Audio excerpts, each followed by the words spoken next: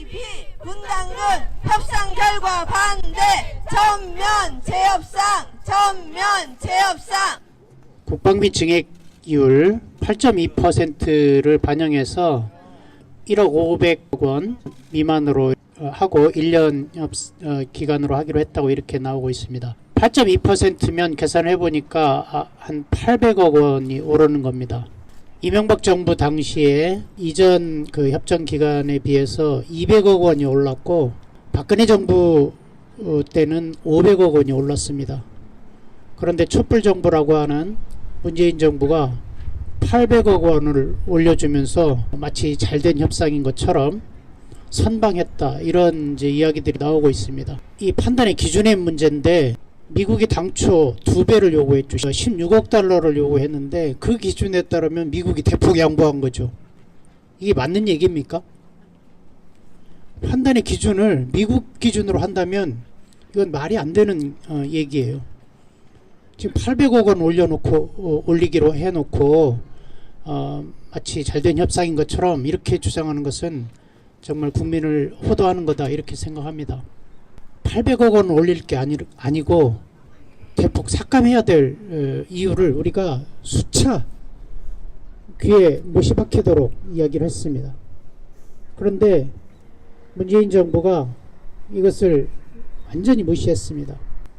1조 원이나 방위분담금이 남아돌고 또 미군기지 건설 사업으로 빼돌리던 그 사업 소요도, 불법 사업 소요도 없어졌어요.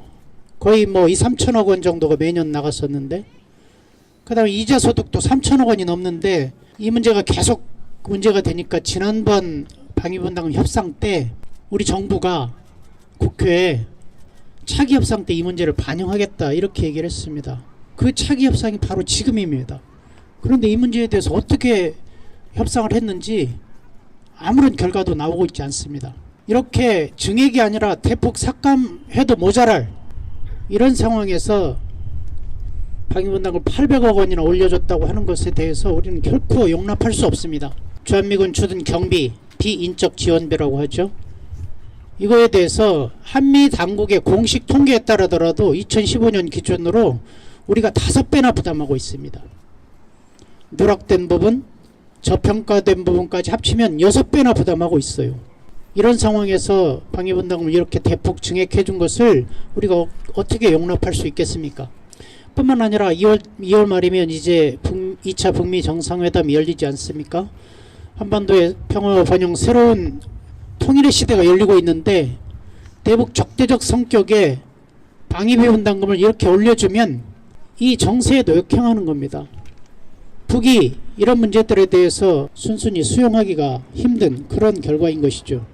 뿐만 아니라 우리 국민들은 방위분담금 증액에 대해서 명확히 반대 입장을 밝히고 있습니다. 거의 60% 정도가 방위분담금 증액을 반대했고, 주한미군 감축이나 철수 위협을 한다 해도 방위분담금을 증액해주면 안 된다라고 하는 여론이 52%나 됐어요.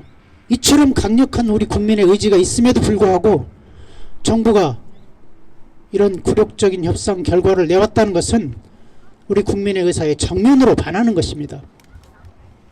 그렇기 때문에 우리는 이 협상 결과를 결코 인정할 수 없습니다. 문재인 정부가 미국과 전면 재협상해서 우리 국민의 요구를 반영해서 그리고 우리 주권과 국익을 보장하는 방향으로 다시 협상을 할 것을 강력히 촉구합니다. 평화 정세 역행한다. 방위비분담금 전면 재협상하라.